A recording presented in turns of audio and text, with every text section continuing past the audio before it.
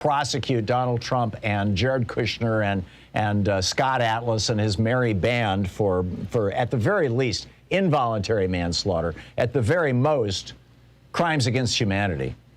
But in addition to this, now you've got, you know, this right-wing echoes chamber. Brian Stelter is writing over at CNN Business about this. I think this is fascinating.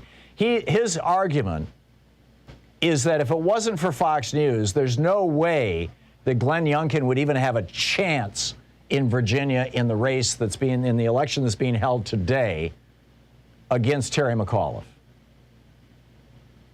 The race is tight as a whisker. By the way, there was an interesting piece in the Washington Post this morning pointing out that it's tight as a whisker, but the white vote hasn't changed much from a year ago.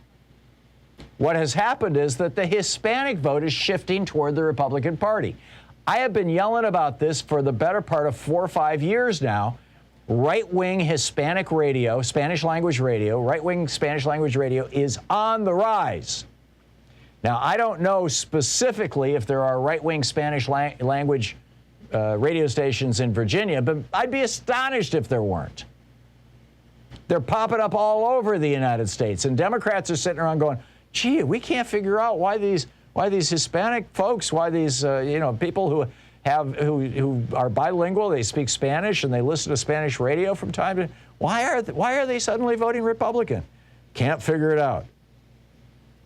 But you got that, and then of course Fox. I mean, they're pointing out that just Fox News has mentioned Loudoun County, Virginia, 450 times on Fox News so far this year. They've mentioned Fairfax County more than 200 times.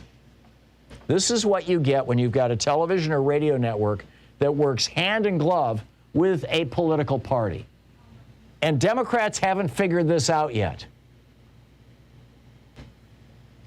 which is crazy, which is absolutely crazy. And then on top of that, it's like somebody is screwing with things. I mentioned Spanish language. Apparently somebody in the Pennsylvania, I don't know if it's the printer. The last time this happened, it turned out it was the print shop, and it was a print shop that had a giant Donald Trump flag out front, and they had printed ballots that had the wrong date on them. Remember that last year? It was a big scandal. Well, this is in Pennsylvania. I don't recall if when it happened last year it was Pennsylvania or not. If you recall, let me know. Give me a call.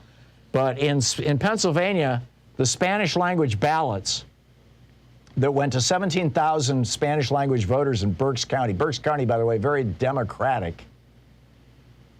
Tell them that the election is 2 weeks from now when it's actually today.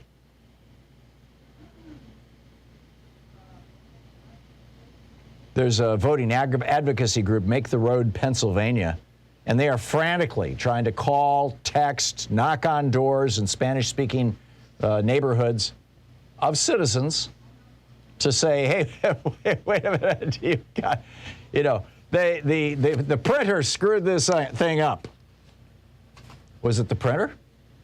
Didn't somebody in the Secretary of State's office or the county, whatever the elections officials' county office is called in Pennsylvania, didn't somebody there sign off on it? Didn't they have an image of what was going to be printed before it was printed?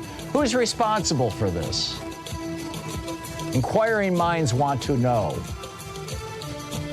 I smell a rat. But then there are folks who say I tend toward paranoia. I don't know. I don't think so. I think I'm just observant, but I smell a rat anyway.